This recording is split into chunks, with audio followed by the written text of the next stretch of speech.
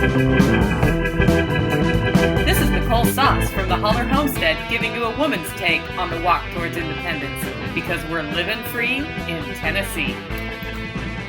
Well, good afternoon, everyone. Today is March 6th, 2017, and this is episode 26 of Living Free in Tennessee. And the listener shot me an email last week after hearing the garden section with a pretty important question, and it has led to today's topic, starting seedlings for the newbie. Also today, a comment on some of the divisiveness we have all been experiencing, and some thoughts on why certain words are triggering bad behavior, especially online.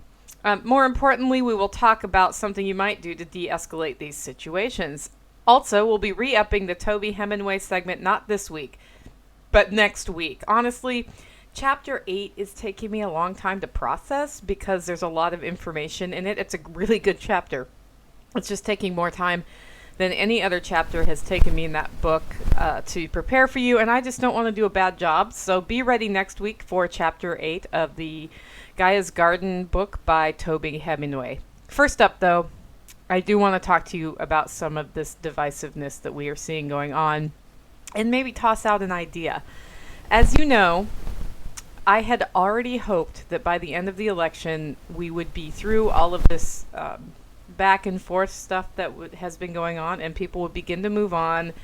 But the dysfunction continues, and it's painful. Painful because people have actually allowed themselves to act against others in violence. Now, this may turn some of you off. It may turn some of you on. I'm not sure how you're really going to respond to this segment, and you are welcome to give me feedback.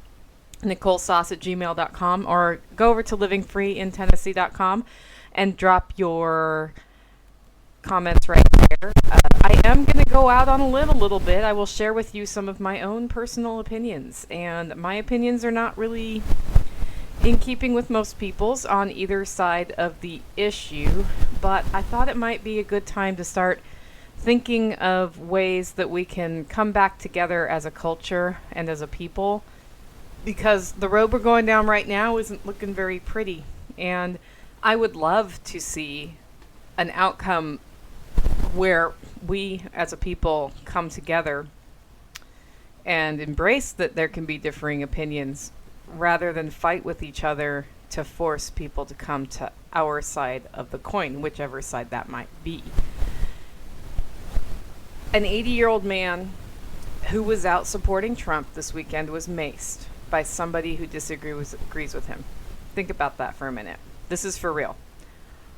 I can't think of a situation where it's acceptable in a civil society to mace a man, old or young, for whatever opinion he has when he's done nothing to physically harm you. Now, I could tell this story from years ago during the Occupy Wall Street from the other perspective, where an 84 or 86-year-old woman was maced by police for a peaceful protest. And it just seems like sometimes our reactions to things, emotional reactions, are high, and it leads to a violent reaction that's way out of scale with what happened. Now, some of you may have seen the story going around on Facebook about the Amish man who was selling salves, and he's now facing life in prison because he claimed that they have healing properties and he doesn't have permission from the FDA to say that. And that seems kind of out of scale. That punishment seems out of scale with the comfrey salve he was selling as well. And sure, I'm sure there's more to that story. I haven't commented much on that one either because I can't find the other perspectives on that. But think about that. You make a salve, you sell your salve, you say it heals wounds. You end up in jail for the rest of your life. So now, even if this man had stood on the corner screaming, "I think all babies under 1 year old should be gassed to death to control population growth," all he was doing was yelling. Is that okay to mace him? It's not okay to mace him. And even if he loudly argues with you over your counter opinion, is violence really okay? I mean, people were beaten up over opinions. It's crazy talk, right? But it's happening. And I think people forget that you can just walk away. Like, somebody says something you don't agree with, you're not coming to a conclusion. It is actually okay to walk away and let them have their opinion. He could even follow you, leering and making fun of you. And still, there's no reason to mace the person. It's like I read about that and I was a little surprised, and I read about it from many different perspectives. One perspective was the Trump side saying that he was not doing anything wrong and just got maced. The other perspective was that these people who were out in support of Trump were leering and making fun of the counter protest, but I didn't hear anything about 80-year-old man threw a punch at somebody and they felt unsafe and therefore had to mace him. I read that he was maced for his opinion. And yeah, that's just something I don't get. Anyone who says something positive about Trump is a fascist somehow.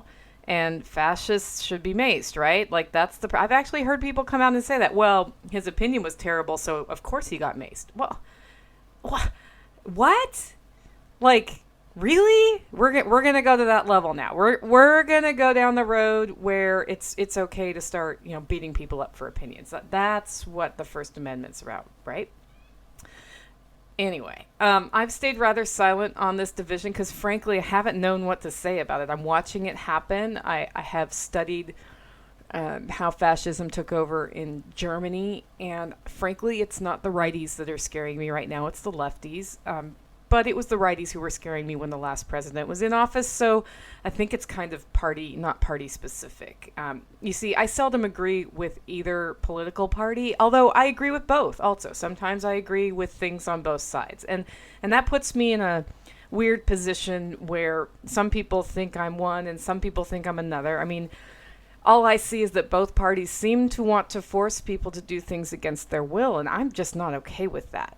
They both seem to support incarcerating or even killing people for nonviolent acts that don't harm others.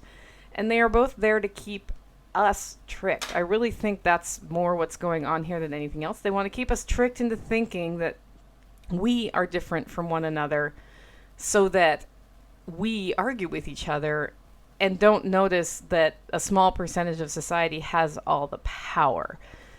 And that small percentage of people are heading up both political parties. Now, okay, I know, I sound crazy.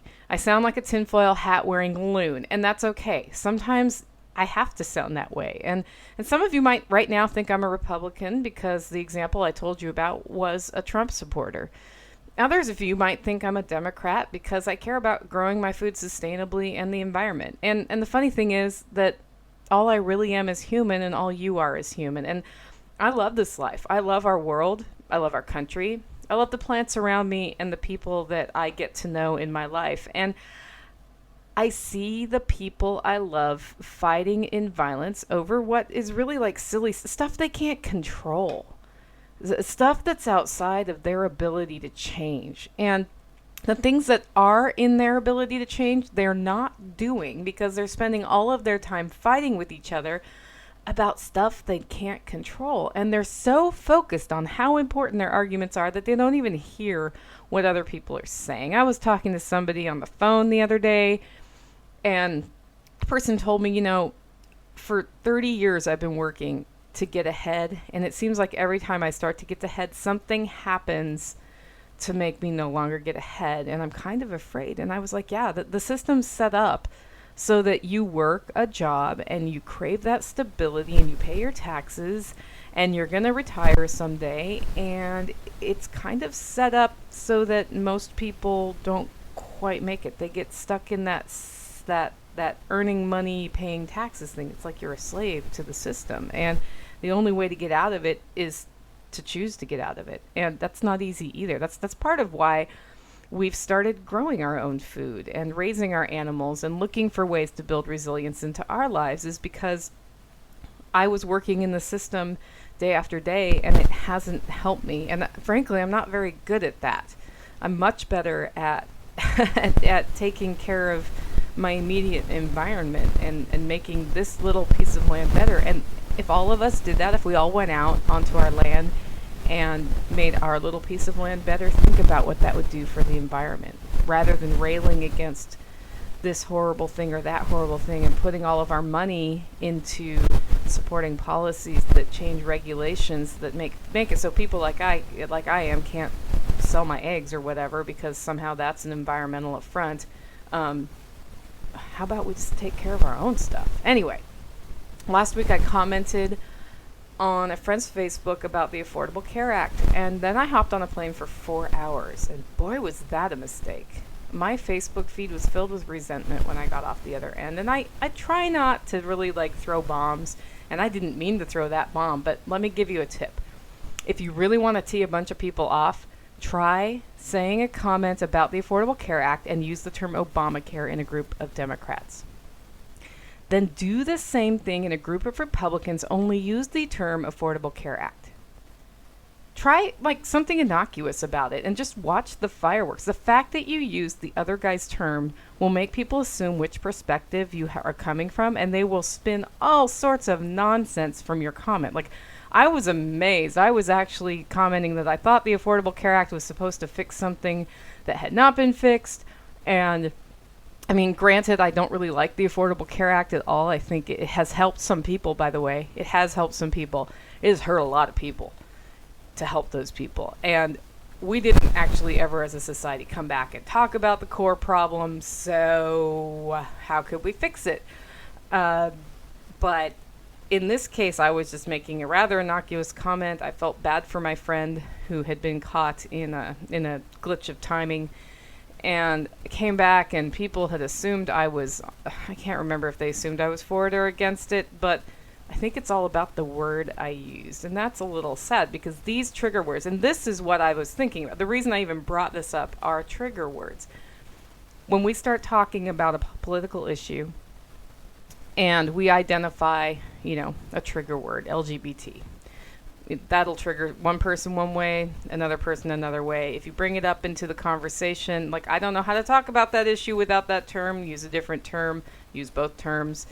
Not sure, but these words will trigger people, and they will signal that you're on one side of the issue. Pro-choice, anti-abortion, pro-life.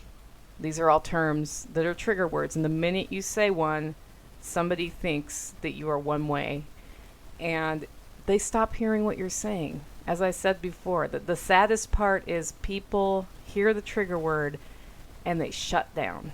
And when they shut down, nothing changes except for you start having more division built into your relationship, and the dysfunction continues. And dysfunction year over year leads to a situation like we have now. So with that in mind, and the idea that maybe we could, instead of fighting with each other about opinions, work together to make a better world. And I know I'm sounding like a kumbaya hippie here, but hey, just go with me on this one. I started thinking, okay, so what has worked for me in situations where I'm having discussions with somebody with whom I probably don't agree on most policy issues. I mean, I have a good friend in Portland. He and I have been going back and forth in a very productive way and challenging each other's assumptions about things. And I think it's been good for him, and I know it's been good for me, and I know it's been reasonable discussions, and I really hope that next time I'm in Portland, Oregon, I can take that man out for a beer, because I've learned so much from those interchanges. So I'm not meaning that you should go pick a fight. I'm meaning the opposite. When you see people going off the rails in politics, and the hardest part is to see it when they agree with you, right? Because when you agree, you're like, yeah. And I'm guilty of that because I do have my opinions about public policy issues, as you all know. Especially when a law negatively impacts me. Boy, does that make me mad. But instead of jumping in, straight away, impulsively, step back for a minute. If you feel your ire rising, step back and ask yourself, why is it rising? Is it rising because they used the term Obamacare or Affordable Care Act? Is it rising because an 80-year-old man got maced? And I don't care what was going on. If he was not punching you in the face and trying to kill you or threatening to do that, why did you mace him? So step back, identify why you're upset, and then ask yourself, do I know this person and are they a friend? If so, have I misconstrued what they mean? Like the example on Facebook last week, somebody completely misconstrued what I was trying to say. And then look, are there trigger words in the debate that are making me blind? Are there things that the person's saying that I just can't get past. I mean, global warming's one for me. You use the term global warming, I shut down. So we all do it. It's okay. And if that is happening, what can I do to de-escalate the situation into a reasonable discussion? A strategy I like to use is find some common ground. Can I find common ground and go from there? If we find common ground, we'll find we often find we agree more than we disagree about. And am I taking an A or B, black or white approach to the discussion? If you are, ask yourself, is it a black and white situation, right? Can I give some ground and seek to understand first? And Obamacare or the Affordable Care Act for me really ticks me off, by the way, because we got people who need medical care who can't afford it, and you've got people who had medical care and could afford it, and you took the people who were taking care of themselves and put them in a bad situation, and you helped some people who needed the care, and then you set up this whole other group of people who now need care and can't afford it. And frankly, I haven't looked into the exact numbers of how many and where, but if you go into a discussion with somebody who loves the law, as somebody who does not love the law, and I am somebody who does not love that law, and say that nobody was ever helped by Obamacare, you're lying. Somebody was helped. So let's talk about the people that were helped. How were they helped? Why were they helped? What about that can we learn from? And do we even want to help people? Like, let's start here. Do we want to help people who need care get care? So, that's a way to de-escalate what seems like a black or white situation, is just to seek to understand, find some common ground, and build from there. And you know what? Along the way, your paths are going to divide. And that's the other part of this. Agree to disagree. It's like totally okay to agree to disagree. And then finally ask yourself, before doing anything, is this even worth the discussion? Online forums add a level of safety that allows people to behave like jerks, with 2 syllables starting with an A and ending with a E, by the way. And they get away with it. And that's because they're not standing there looking you in the eye and talking to you. And this has actually, I think, partially sparked some bad behavior in person. Sometimes engaging may be worth it, like with my friend in Portland, with whom we don't agree on a lot of things. I agree in personal, individual liberties, and he does not. But we do both agree that in some way we should take care of the people, the individual in society who needs help. We just want to do it 2 different ways. And those discussions are fruitful, and those discussions online are fruitful. Other times, it might not be worth it. You might just have a troll on your hands who's trying to get a rise out of people and show how evil the other side is. And that's just not worth your time. It's much more worth your time to go out and get your seedlings started, or, help. I've been working on an animal's foot all week that's hurt, something like that. I saw a guy find his dog that's been missing for 2 months, and that's just from people sharing information. So there's a lot of good out there, and sometimes we feel like it's very negative. But guys, this division is hurting our culture and our futures. And I don't mean differences of opinion, values, or lifestyles. I mean, it's the notion that we are divided and need to become of one opinion to be successful. It's the notion that it's okay to use force to change people's minds. It's okay to use rioting to change people's minds. And it's okay to use an ever increasingly militarized police force to change people's minds. This notion is scary. And I mean, did anybody else get a little tense when they read that the TSA is going to be more aggressive in their pat downs? Yikes. But we're allowing that to happen. And I don't care which political side you're from. Allowing this notion to take hold in you too. It's scary, because no matter how hard you force one opinion, if you're forcing the opinion is not really embraced by the people you force it on. You're just setting up a situation for failure. You're setting up a situation for frustration, and you are setting up a situation where violence could erupt. And really, the opposite is what we should strive for. We need to develop a keener understanding that lots of stuff is none of our damn business. How other people want to live is their choice and not mine. And likewise, what I think about how others live is my business and none of theirs. And sure, I get up in their face about it and say I disapprove of you, that's kind of abhorrent asshole behavior, by the way. They have the right to walk away, and I can't just follow them around in their house and tell them you're bad, you're bad, you're bad, you're bad, you're bad for leaving the lights on or whatever. And likewise, or in the words of a dear friend of mine and songwriter, divided we stand and together we fall. So I'm talking about division here and then telling you I think that divided we stand and together we fall.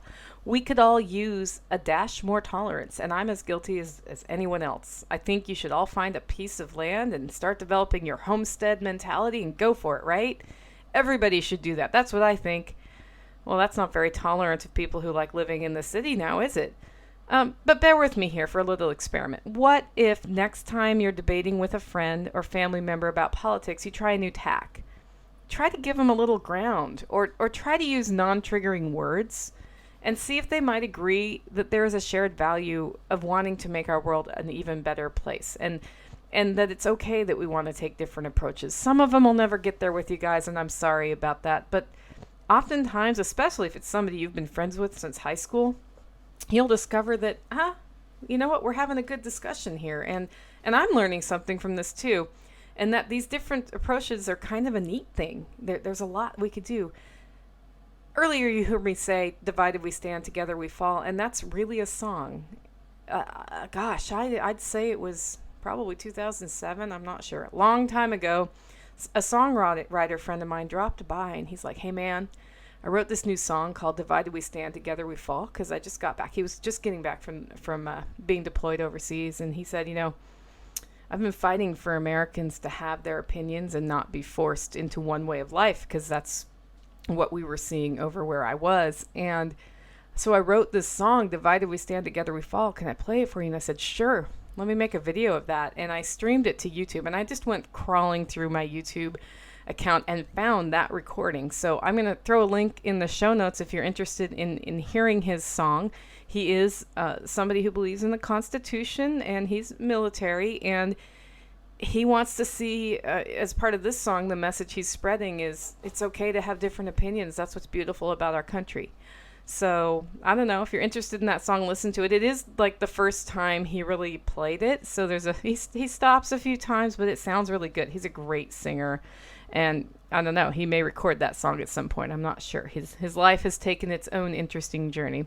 Anyway, thanks for bearing with me on that little thought experiment. If you do have a comment, or if I've made you mad at me or whatever, just shoot me an email, NicoleSauce@gmail.com. I do want to know what you think about this idea of fostering discussions that are more reasonably based, and fostering an idea of not using trigger words all the time when we're talking to each other, as well as looking for ways to seek to understand in our debates, because different opinions are great, but fighting over them with fists, not so great. Anyway, on to our regular segments. So first up, we have Eating Seasonally and Tales from the Prepper Pantry. I told you last week I'd bring these two sections together, because we're rolling into spring as fast as we can. The groundhog was wrong so far. If you hear me complaining about cold temperatures in 4 weeks, just remind me I said that here.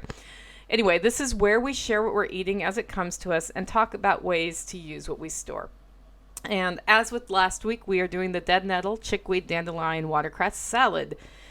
They are so good, and I'm going to make one today because somebody's making me dinner tonight, and I thought I'd make a salad to go with it. The wild mustard greens have arrived, and this is something that the plant grows, and it blooms these beautiful yellow flowers, and it's all edible. It's mustard greens. And I think how they came into the country is people planted mustard greens, and then they blew the banks and bred with each other and have been wandering all over our area, at least. I saw the first blooming one this week. This is way early for that, by the way. And in my lawn, I usually get, 15, 20 plants that shoot up their little leaves and give me beautiful flowers to eat. And that has not happened in my lawn yet, but this one spot must be nice and warm at the roots, and it's getting sheltered from the bad weather, and it shot up a beautiful yellow flower. So Anyway, I may go cowboy it over to my other farm and see if the mustard greens there are up or not. Also, I saw a picture on Facebook that somebody has found the first morel in Missouri. And if there are morels in Missouri, surely they should be starting to think about coming up in Tennessee, right? Well, I don't know, but that means I'm going to start my lifelong quest returns right now to traipse through the woods looking for morels. I've never found them, and I keep looking for them, and I love how they taste, and someday I might find one. In fact, I do think I got a friend to agree. If he finds a morel, he's going to come out and show me where it grows, because once I see how they look with the leaves and everything, it's much easier for me to recognize that pattern later. Like once I discover a plant, I see it everywhere. It's just like all of a sudden that shape jumps out with me. It was that way with the sassafras trees. Oh, and speaking of sassafras, better get your sassafras roots now, because the plants are going to start budding out and there's not as much flavor in the sassafras roots at this point. And if you don't know what sassafras is, it's the predominant flavor in root beer. It is fantastic. It makes a really good tea. It has some healing properties. Some people are afraid that sassafras causes cancer. As I looked that up, there's a carcinogen in there, and if you straight line sassafras for the rest of your life, perhaps that could give you enough volume to cause cancer. I'm not sure, but I mean, read up on that on your own. I'll probably do a whole episode on sassafras at some point, so we won't go into that there. In the garden, we've got some kale ready to harvest, and it is squash reset time in the prepper pantry. What does that mean? That means any squash that's left is out. And what I do with my squash at this point is I put them whole in the garden, unless the butternut squashes will last well into the summer right now. So those just stay there, and I still eat them. But like your spaghetti squash, your acorn squash, those squashes are starting to think about going bad if they haven't already. And rather than, compost them, I guess I could feed them to my chickens. What I like to do is find a place where a squash would be nice and put it on the ground, and then it just rots into the ground, and that can often set the situation up for the squash to just seed itself and grow. Now, if your squash was grown around a bunch of different varieties of squash, this may lead to the Franken squash, which means you won't get the same kind of squash that you had. But usually those other volunteer squashes taste pretty good. So I've been putting squash around the property. In one case, I covered it with a little cage so that the chickens can't eat it, so that it might actually grow, and we'll see how that goes. Also, it's garlic, it's inspection time. And this is just looking at the garlic that I store in the prepper pantry. I have not done it yet, but I will do it this week because I have a suspicion that it's about time to make garlic powder. And the way I do that is I look at the garlic. If it looks like it's starting to go brown or bad, I take it all out and I peel it all, throw out the bad ones, cut off the bad parts, grind it up in a food processor so it's in bits, not powder. You can dice it up with a knife too. Put it on the food dehydrator, let it dehydrate, and then I store it like that. But this is where it gets great. You can take a couple tablespoons of that dried garlic diced up and put it in a food mill, like a coffee grinder, but that you use for a spice mill, and hit vroom on that, and it makes it into the most flavorful garlic powder you've ever had. The reason I don't grind it all up after drying it is that it tends to stick together, and I don't feel like mixing silicone in there or another anti-clumping agent just for my own seeking not to put a bunch of stuff in my body that isn't good for it. So yeah, we get set for the garlic powder phase of our life. And of course, at the same time, the garlic in the garden is growing. I could harvest some prematurely if I want to use it like garlic scallops. And scapes should be coming on in another couple months, which are really yummy. The last onion has arrived in my stores. I got 2 boxes of onions this year. I've lost 2 ones to going bad. So 2 individual onions have gone bad. One's in my kitchen right now growing, and I'm going to cut it in half and put it in the ground and see what happens. Of course, you can eat the green shoots that come off your onions, but we did a pretty good job this year of choosing which onions to eat in which order. I'm down to the last onions, and that begs the question, what does the homesteader do right now when the onions are running out in the root cellar? And the answer is easy. You've got the wild garlic growing. If you have shallots or Egyptian walking onions in your garden, you can just pull those up. They're sort of like, well, Egyptian walking onions, they grow, they get a bulb on top, they fall over, and that bulb reseeds a number of onions. So this is almost like a perennial onion. It's awesome. They also can be eaten like shallots, so you can cut up the green part and it tastes like onion. And then, of course, the cool thing about modern homesteading is you can always just go to the store and buy an onion. Now, I do look for the flavors nearby. If I were growing chives, that would add oniony flavor, and you can even dry onions. But right now, we're just about to be out of the fresh ones from the root cellar. And that reminds me of a recipe. We did a chili this week. I'm allergic to beans, except for if I grow them. And I got some Crowder peas last year, they're like field peas that are really beans. Peas are really beans, that sort of thing. And rather than drying them, I just put them in the freezer. So I pulled out a bag of those. I pulled out a bag of frozen corn, so 2 quart-sized bags. I put 1 pint of beef stock in. I put 1 quart of tomato sauce in. I put 1 quart of water in. I put a whole onion in, 1 tablespoon of cumin, and a few cloves of garlic diced up, and then I added 4 green chilies. Just put that in the crock pot and I let it go. And at the end of it, I tasted it, and it frankly tasted a little weird and metallic and a little sour, because the tomato sauce, what I should have done was cook all that without the tomato sauce for 4 hours and then put the tomato sauce in. But luckily, I know what to do in that situation. So then I got a little bit of baking soda out, and I put about a teaspoon of baking soda in, and it kind of reacted. It foamed like it would if you mix it with vinegar. That's because that flavor that I had was like a lemony sour flavor. It's acidic. And baking soda is basic. And so I changed the pH, and it took the edge off the chili. I added salt to taste. It was really good. So that was just sort of a little recipe of trying to use up the last of the corn, trying to use up I have 1 bag of Crowder peas left, using up one of my last 2 onions, and getting these stores eaten before it's time to make more stores. Next up, we have Getting the Gardens Ready, where we share what we're doing to get our food growing operation up and running. This week, I am transplanting tomato seedlings. My seedlings grew, and they're getting kind of tall. They're getting a little taller than I wanted them because I didn't have a grow light at the beginning, but never fear. Tomatoes are really easy to deal with if they get a bit leggy, and that's what I'll be doing this week, is moving them from their germination tray to their growing pots. Also, we'll be starting our peppers in that germination tray, and lettuce and other early seeds are going in the ground today with a little shade cloth. I've gotten some out, but I need to finish because it is going to rain tomorrow, and I love to work with nature on watering my seeds for me.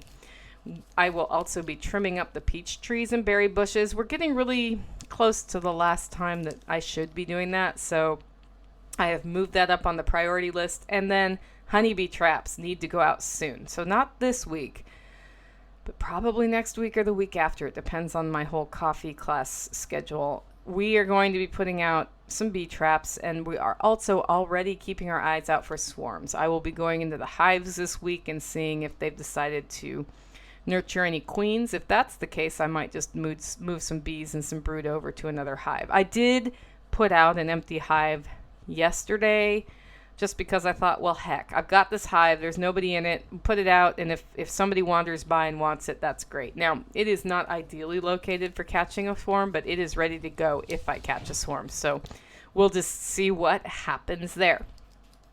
Little garden economics update, where I share with you if I'm making or losing money by growing my organically handled veggies. And this week I spent $35 on a grow light, guys.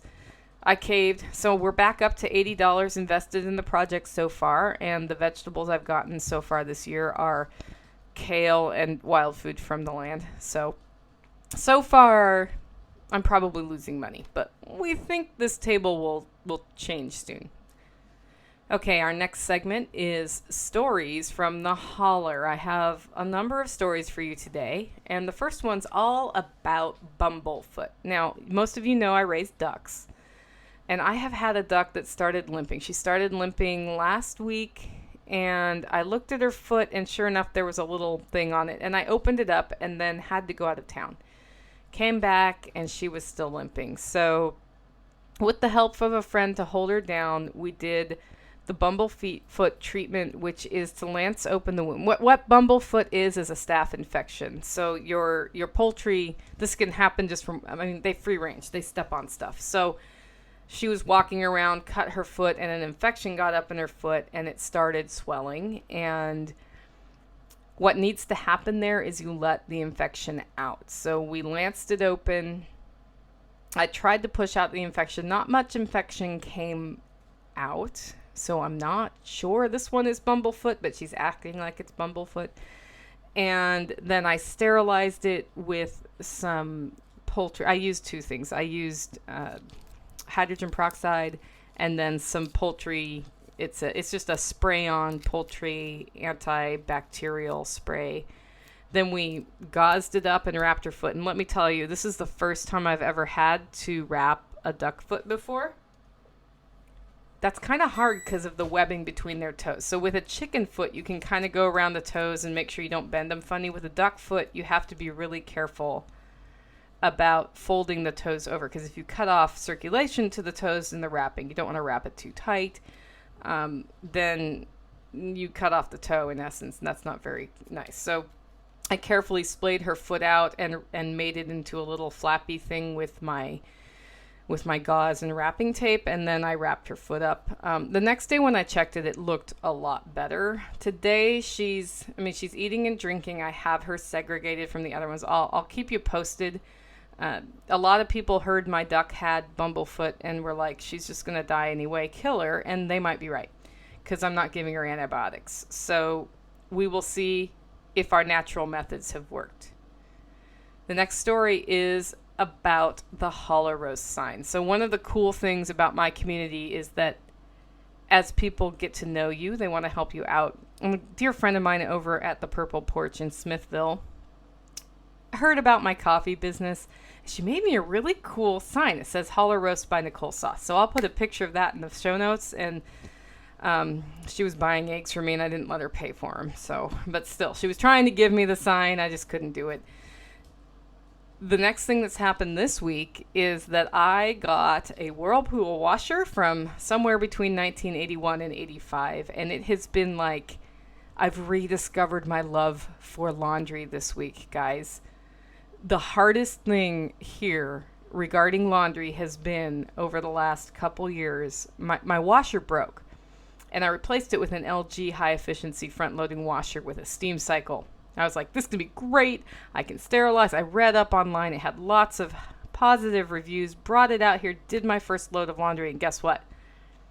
The underarms of our farm clothes still smelled like sweat.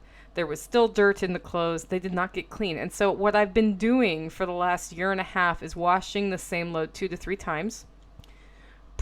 Dumping scads of essential oil. I've been using lime and ginger to try to get the smell off. I've been throwing clothes away that just they won't let go of the smell. And I got to thinking, I was like, how is it okay? The problem with the washer is it doesn't use enough water. I have almost unlimited water supplies around here, by the way. It's it rains and we have so much water, and I'm not buying city water. I'm using the water that comes down. And why would we want to have clothing washers that don't wash our clothes? I tried different soaps. I have tried every flippin' thing to get our clothes clean. And at the other property, somebody moved out of my other farm, and there was this Whirlpool that I'd put in there. And I was like, you know what? I'm going to bring that over here and I'm going to test it, because it's an old washer and it uses more water. And I set it up outside, did my first load, and my whites were whiter. No bleach, by the way. I just washed them with hot water and they turned white. I washed them without adding soap and just watched tons of soap suds come up. This is what's happening with these high efficiency washers, by the way. They're not using enough water to rinse out your fabric. And so the soap is still kind of in there, even with the extra rinse cycles. And that soap, you know what happens? You know how soap works, right? Dirt sticks to the soap and then it washes out in the water with the soap. Well, if the soap doesn't wash out, the dirt doesn't wash out. Like underarms don't stink anymore. So I've been like this little I'm pretty sure all my friends are tired of the laundry updates at this point because I'm almost through the backlog of laundry I needed. Oh, the other thing, the high efficiency washer takes 2.5 hours to do a load of laundry that doesn't get my clothes clean. So like to do one load, we're talking 2 to 3 times through that thing. It's a whole day. Now, maybe they work on city people clothes who don't sweat and don't get dirty and who do not have hard water. I don't know. I just know the LG high efficiency washer that cost me more than $1,000 is for sale. It's in pretty good condition. Maybe city folk want something like that looks pretty and doesn't wash their clothes. I'm done with the thing. I am so over it. I love my 1981 to 85 Whirlpool washer, and I'm going to keep it going as long as I can. Anyway, last story. This morning, same thing. I was up getting the sign, giving the eggs to the lady up at the top of the hill, and a truck full of wood chips pulled up. And I ran over there and said, "Where are you going with that?" And they said, "Well, we're supposed to drop them at somebody's house, but we can't find it." And I said, "Is it 605?" And they said, "Yeah." And I said, "Oh, that's me. Follow me." So guess what, guys? I've got free wood chips coming, and I told them they could put as many loads here as they want. So they're doing at least 2 today.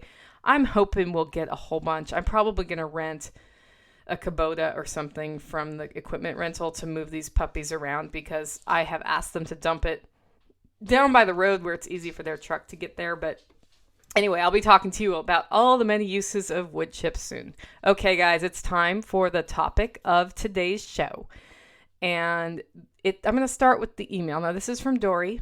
And Dory's written to us before. I have called her, I think, Daniel or Dennis, because I didn't want to release any private information without permission. But she gave me permission to say her name, and I'm hoping we will hear from Dory over time because she's embarking on her own homesteading adventure right now, which is pretty darn exciting. So this is Dory out of Missouri, and she said, "Nicole, love the podcast as always. By the way, it's fine to share my name if ever discussed. I don't need anonymity. My mom and I are locked in for the grafting workshop, and I'm looking forward to meeting her and excited to attend. I know nothing about grafting, so it'll be a great learning opportunity." By the way, guys, that's the grafting workshop at ciderhollow.com. So I have a podcast idea. I'm so confused about starting seeds. I know it's time to do it, and I don't know where to begin. I hear you talk about the warming mats, and I've heard people talk about lamps. Last year was my first year trying to grow food. My attempt at edible landscaping in a subdivision lot. It was a great experience, but I just bought everything from a local nursery and transplanted in my yard, which was very pricey. I did directly sow some seeds, and a lot of them worked, but many of them didn't.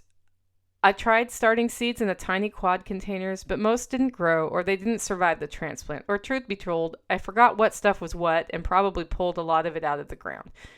Don't worry, Dory, we all do that. I'm terribly new at this, as you can tell. So I suppose I'm interested in knowing what I need to get if I want to start my own seeds this year, instead of forking out all the cash for annual plants that are grown at the nursery. Dory. Okay, Dory. Well, that's a great question. And let's talk about starting your plants from seed. But before we do, you might also want to look around and see if there are any direct farm to you sales opportunities or purchasing opportunities for seedlings. Sometimes nurseries are very expensive. I can get 6 tomatoes for $1.50 locally here from people who grow them.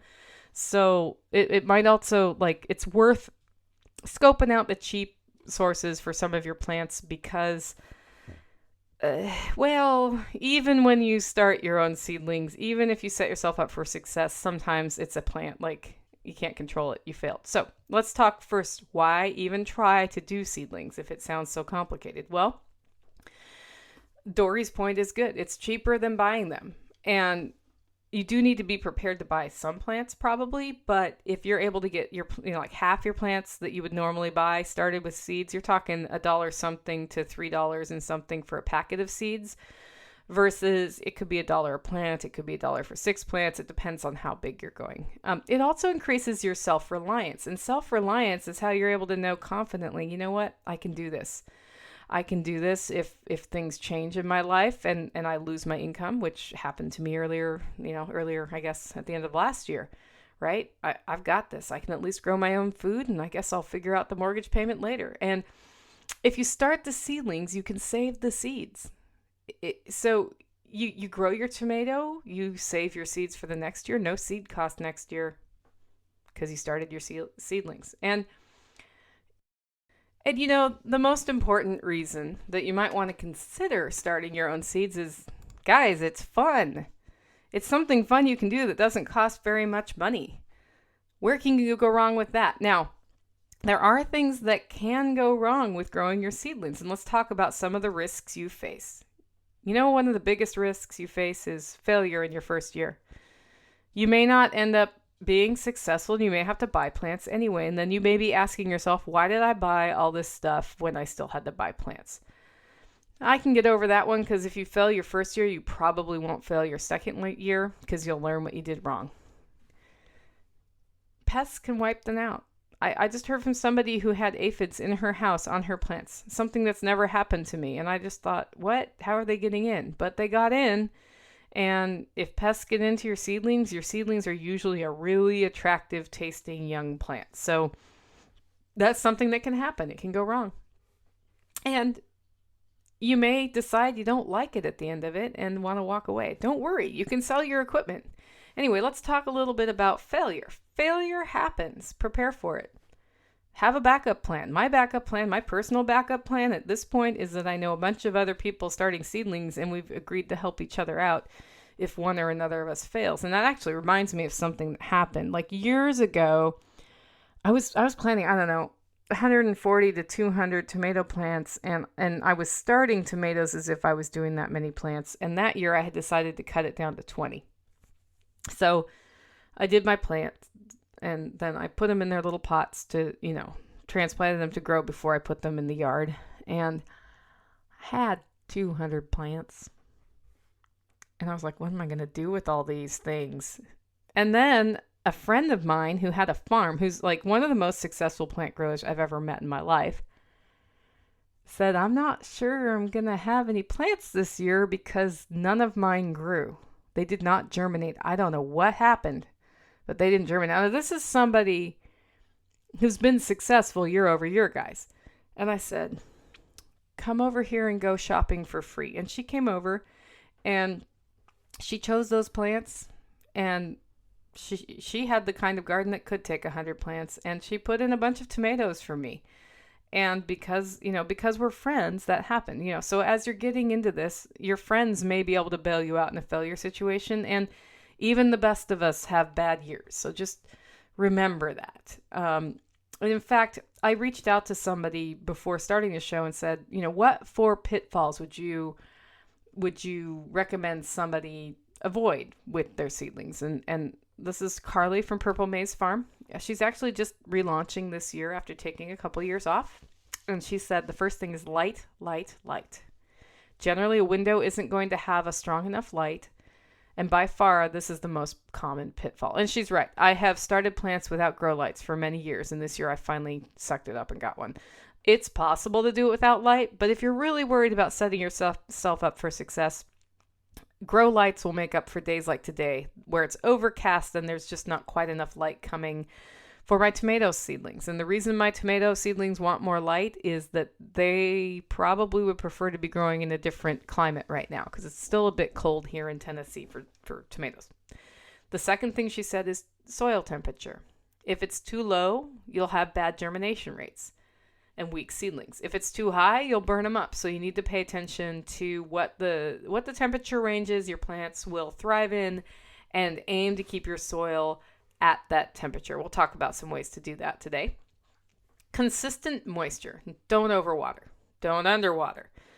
It's actually kind of a little bit better to underwater unless you underwater so much that you kill them. Dampening off and failure to thrive despite good lighting is generally due to overwatering. So you don't want to have your seedling trays be a mud pit all the time or hold water. In fact, I use seedling trays with holes in them so the water can't stand in there. And then her final thing was potting mix. Find one you can get good results with and stick to it. And the story from earlier was a soil-related issue, by the way. You want good moisture holding capacity, but also a light enough texture that picking it out and potting it will be easy. And we'll talk about what that means later. So that's some words from Carly, and she has been doing well consistently with plants ever since she made sure she took care of those 4 things. And I completely agree with her. So let's talk about sort of what you need to keep in mind when you're doing seedlings. And the first one, it was her last one, is soil mix. A little bit about trays and pots, heating sources, a lighting source, what kind of seeds you want to think about, and what kind of things to start from seed versus direct sow into the soil. So we'll go back through this. So first and foremost, your soil mix. My first piece of advice, if you're new to starting seedlings, is do not, whatever you do not make your own soil mix. I don't care how organic and local you want to be. The best thing you can do to set yourself up for success is to buy a good one from the store. Heck, if you buy Miracle-Gro potting soil right now and use that, and then that plant never sees another Miracle-Gro product, it's going to be on a good footing on the way out, and you are more sustainably growing and more organic than most of the organics at the store.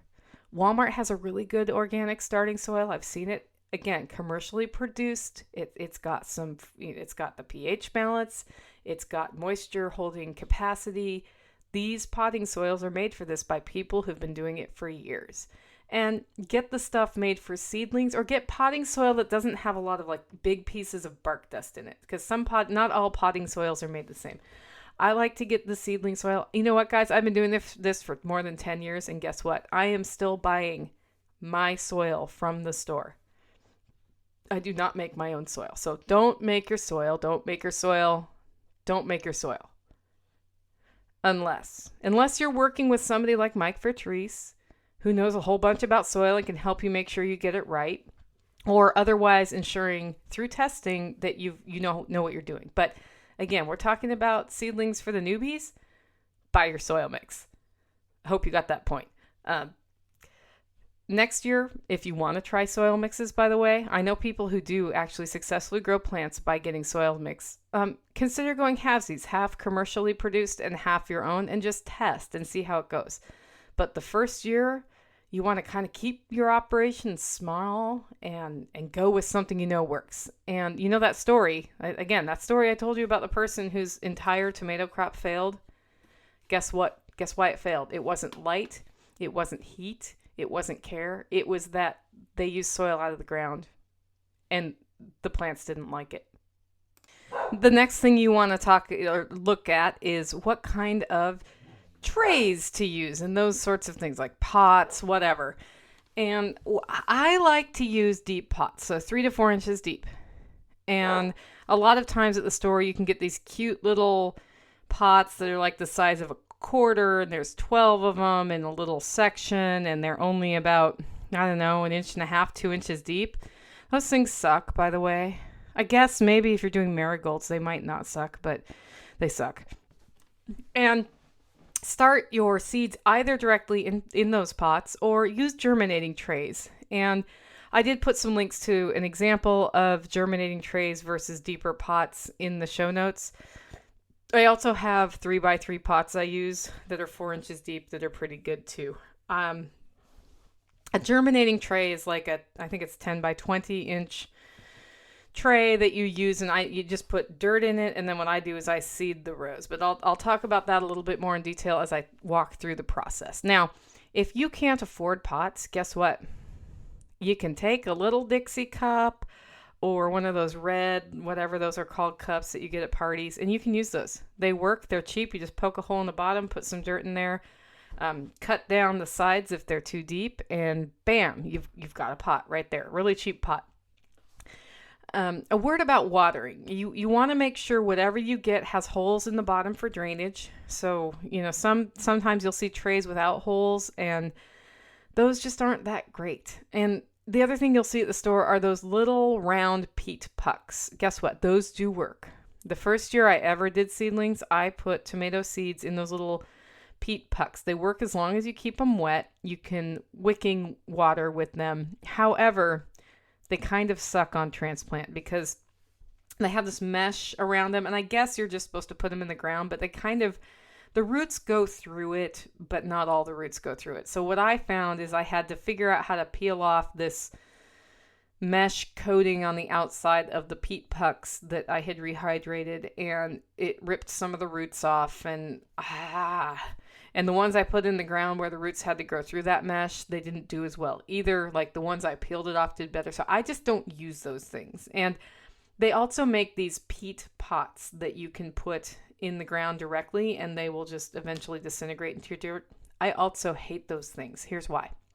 Especially as a beginning seedling starter, you might forget to water once. Guess what happens to those when you forget to water them? They become rock hard and impenetrable by water. So they end up sucking water away from the roots of your plants and out of the dirt if you don't water them. I don't like them. I prefer just to use your traditional plastic pot that I can carefully scoop the plant out of and put in the ground when the time comes. And then I just reuse that thing. I've reused mine for 9 years now because I used the little pucks first. After that first year of transplanting those things, I hated them. Okay, next up, heating sources and what to do if you don't have one. I am lucky enough to be in possession of a seedling heating mat, and put a link in the show notes under the equipment section. These things are awesome. You plug them into the wall. They raise the temperature at the roots 20 degrees from the ambient temperature in the air. I love those things. However, not everybody is ready to throw $20 down on one of those puppies. And I get it. So something I've heard people do is they put it on top of their refrigerator, which is a warmer area. I'm sure that works just fine. Or keep it in your house so that you have at least a stable temperature. You may not germinate in 3 days like I did. It might take you 7. A friend of mine just put hers, I think, in a sunny spot, and it took her 7 days to germinate her tomatoes. So what? 7 days is great.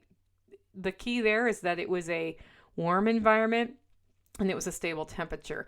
1 year, I tried to start my plants in my greenhouse with the seedling mats, and, it was the time of year when it was 50s during the days and, mid-30s at night.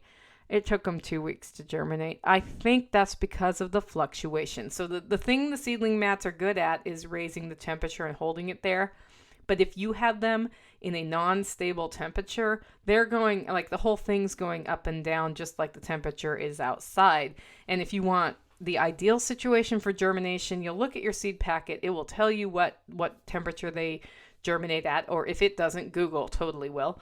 And then you want to try to keep your dirt in an environment where it is that temperature.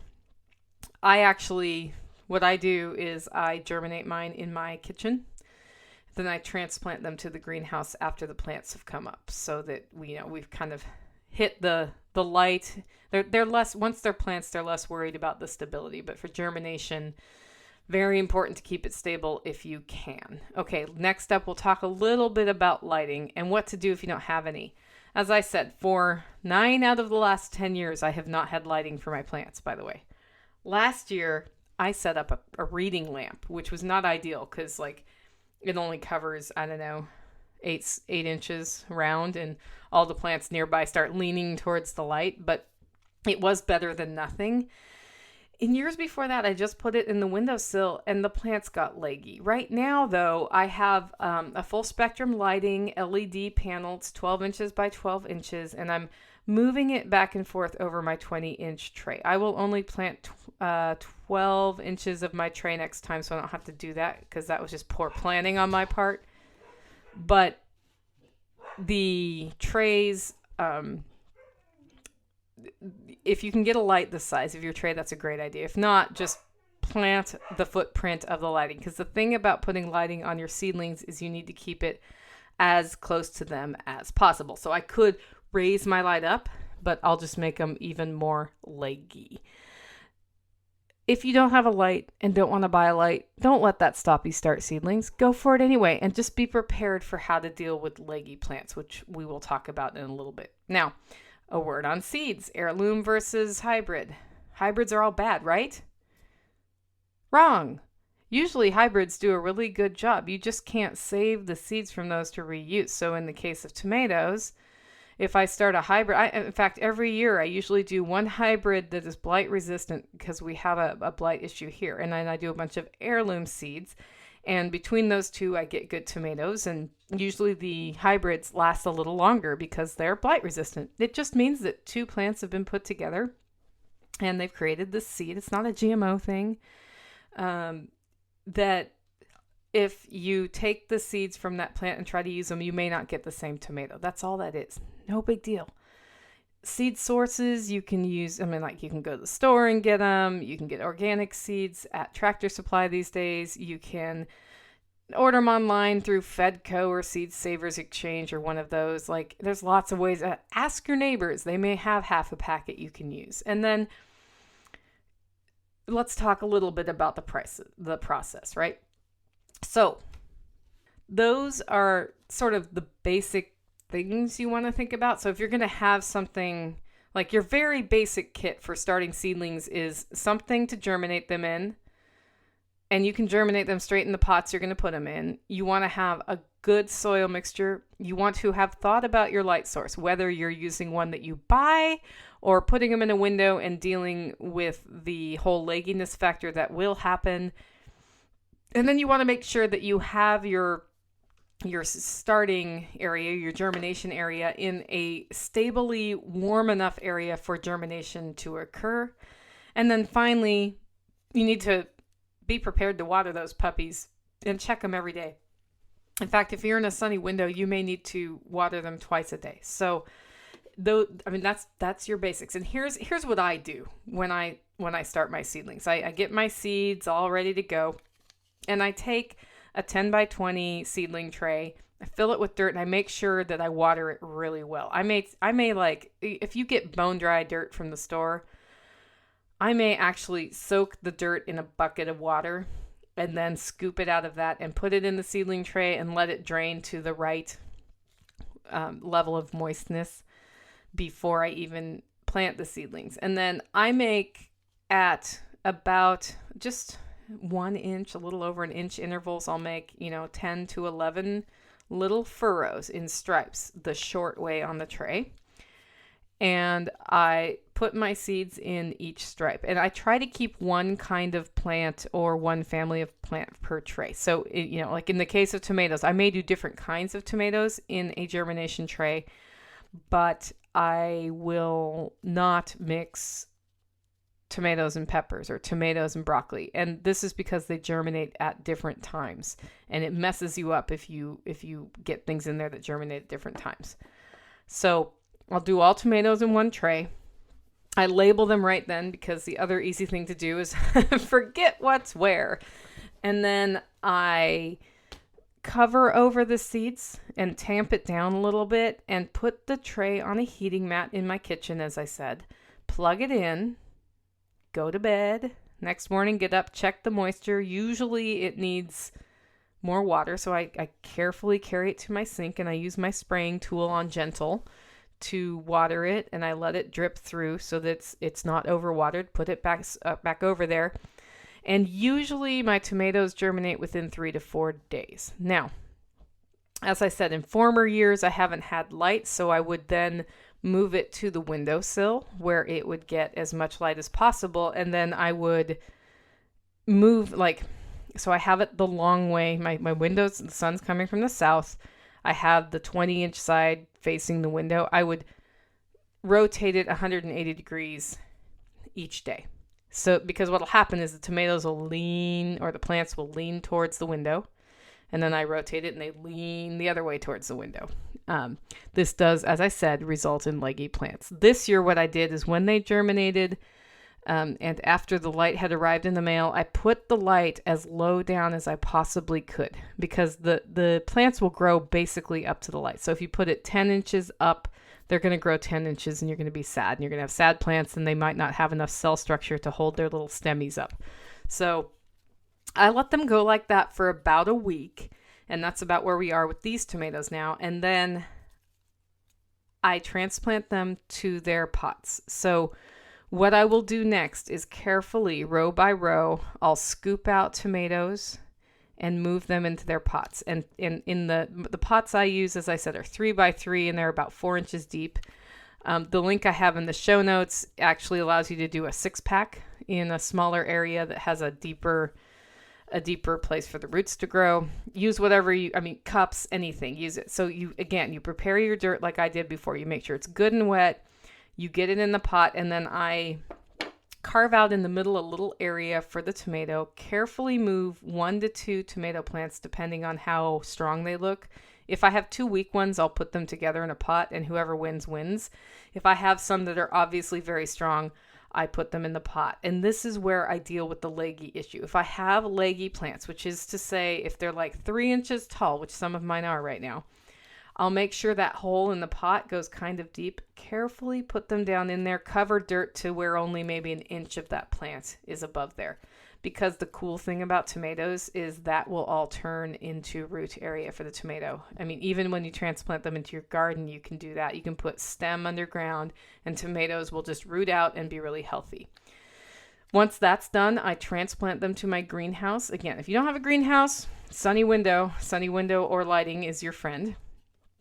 And keep them watered. I check them once or twice a day as it gets hotter. Probably about 3 weeks in, I'm looking at the leaf color at this point. Are they getting yellow? Are they getting spotty? Are there any bugs? You need to troubleshoot those things. And the fertilizer I like to use, if it looks like they're getting like not enough nutrition, which usually means like the yellowy leaves, I like to take a little bit of the fish emulsion fertilizer and I mix a week batch. So like, I think it's 1 tablespoon per gallon or something. I'll go half. And I use that to water it for a couple days and then see what happens. The thing about using commercial potting soil is you don't need as much fertilizing. But if your plants start looking yellowish, you want to start troubleshooting what's going on. Pests that come up, the pest problem I have most often is ants. And I just use a little diatomaceous earth in my greenhouse around the shelving, and that dissuades them from bugging me. However, if you do get thrips or aphids, you do want to take care of that as quickly as possible. Aphids in particular can kill everything, and that's no good. They'll just suck the life right out of your plants. So the person who contacted me earlier about aphids, what she was doing was picking them all off, which is really good. If you hand pick all those bugs off there, they aren't there. And then she was using an insecticidal soap on there. I use Dawn myself. She may have been using Dawn, actually. I think somebody else told her to use insecticidal soap. Insecticidal soaps are considered organic. You can use diluted Dawn, and I'll put a link in the show notes to some recipes for that other people have made. The other things we thought she could do, and I don't think she needed to, because she probably, if she was just using soap and picking them off, I'm sure she got up on that, is neem oil. You dilute neem oil down and then you spray it on the plants, or diatomaceous earth. What I would do first is dust them with DE. The thing is, every time you water them, you need to let them dry if you're watering them with a mister, and then sprinkle that on there, because once diatomaceous earth gets wet, it's no longer as good as it's just not working anymore. And for those of you who don't know what DE is, diatomaceous earth is ground up fossil shells that, when they are inhaled by insects, cut up their lungs and make it so that they're not able to breathe anymore, and the insect dies. So diatomaceous earth kills the good ones and it kills the bad ones. And so if you're not wanting to go after your bees with some DE, you think about the plant you're putting it on and where you're putting it on the plant. Like some DE around the base of a tomato is not going to kill bees, but if you coat your blooms with it, it might. So, it's one of the tools in our tool chest. The best thing you can do is prevent it. When I get aphids outside, I get ladybugs. Ladybugs like to eat aphids. I haven't had aphids in years. Now that I've said that, I probably will, though. So, that is the process I go through. I have had 1 year where my tomatoes, I started them, they germinated, I went out of town and they weren't watered very well. They got like 9 inches tall because they weren't in the window, and then they died. And that whole process took 2 weeks. And you know what I did? I reseeded that same tray. They germinated and my tomatoes were fine.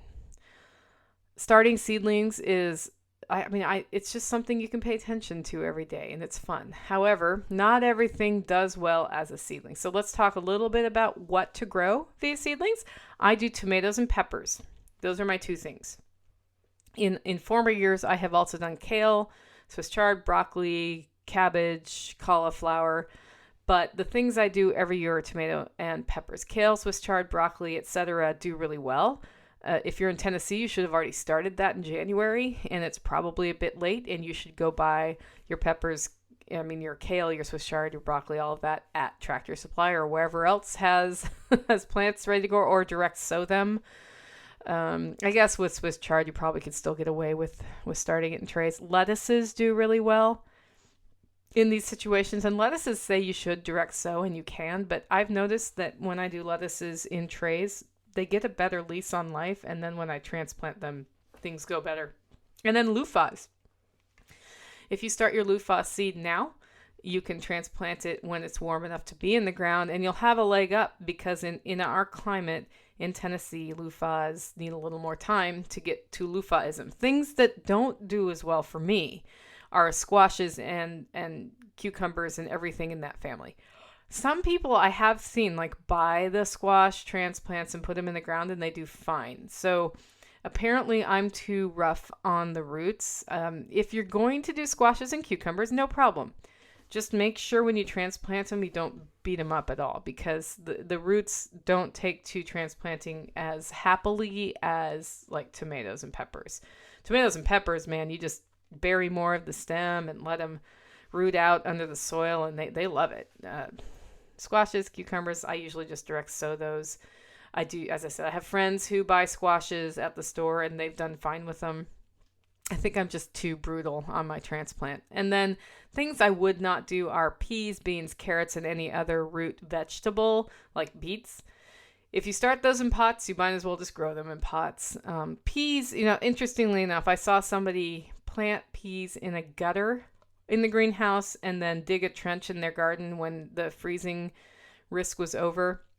And carefully, you can just see this, tip the gutter up and pull it gently and move them to that trench.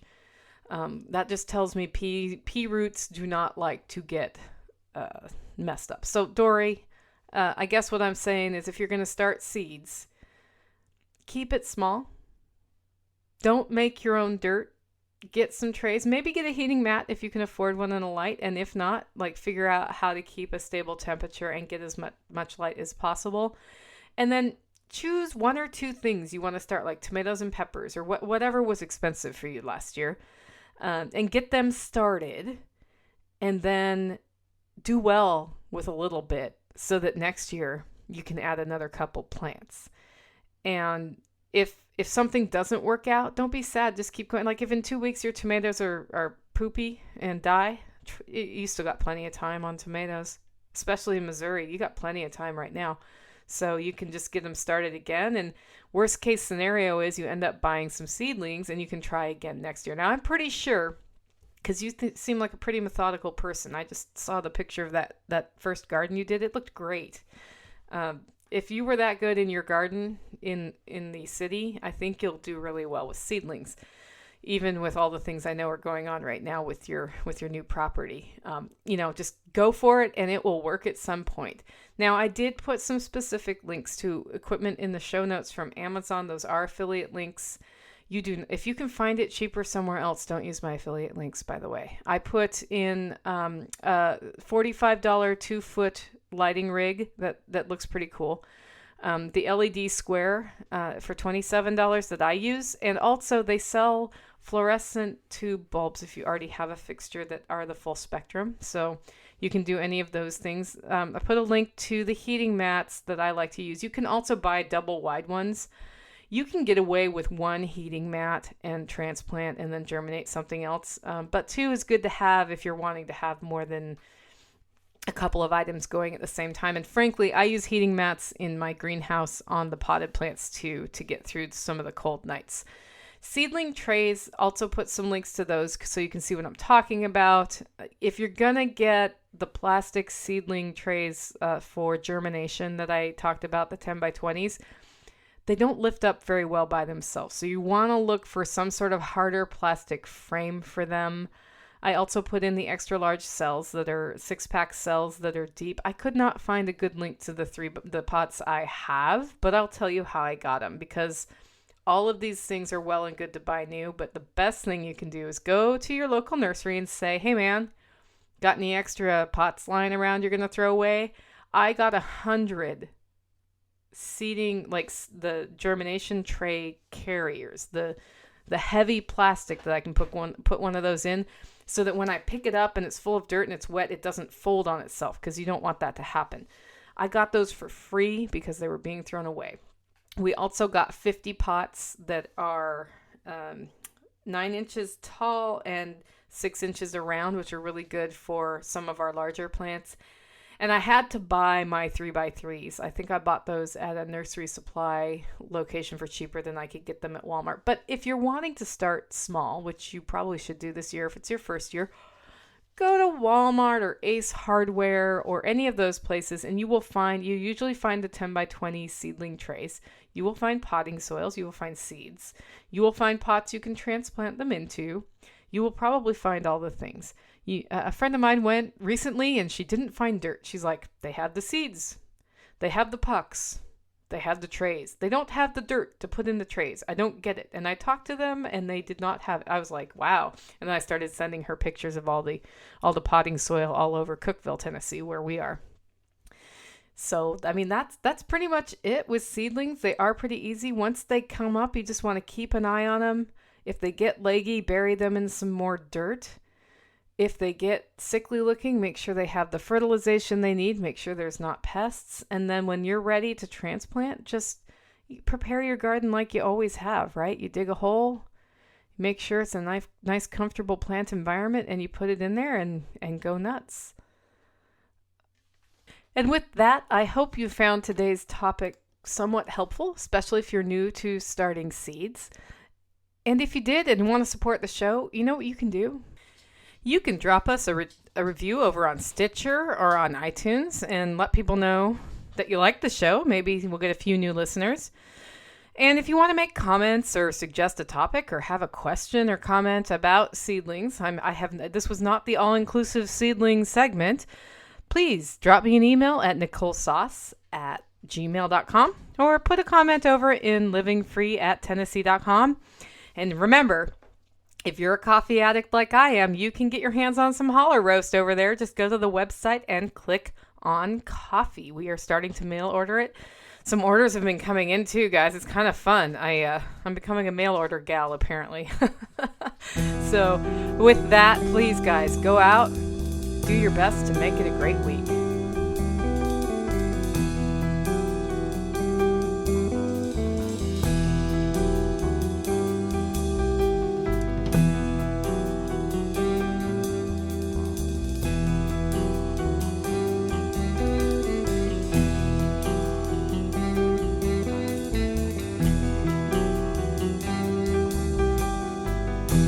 Gently on, I float along.